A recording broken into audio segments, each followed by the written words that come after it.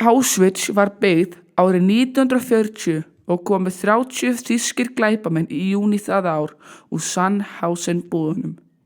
Þessir fangar voru nokkurn veginn æðri heldur en aðrir gyðingar í búðunum og þeir hættu að sjá að gyðingar og aðrir fangar ynnu vel að því að byggja búðunar því annars yrði þeim refsað.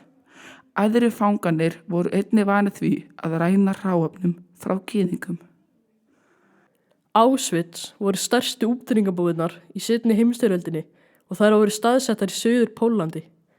Þær geymdu rúmlega 150.000 í einu en þar dóu það bil 1,3 milljónir manna og það bil 85% þeirra voru gyðingar en aðrir voru til dæmis sovéskir hermenn og aðal orsök dauða í búðunum var ofbeldi, næringaskortur og tilraunir á fólki.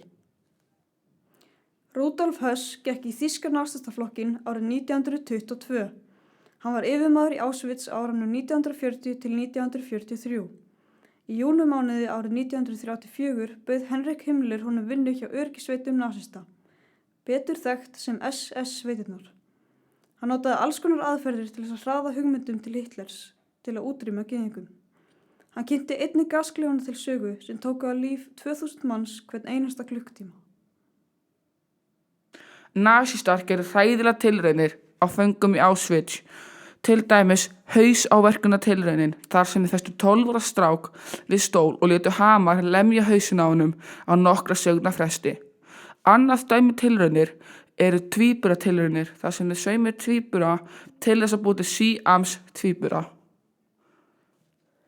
Önnur tilraunanna var kölluð sjávarvatnstilraunin og þar voru fangar látnir drekka sjó og ekkert annað. Tilraunin gerði fanga dauðþyrsta og sumir reyndu að sleikja nýskúru gólfin bara til að fá smá vatn. Það voru svo margar aðrar tilraunir á fólki að við höfum ekki tíma til að telja þær allar upp. Takk fyrir okkur.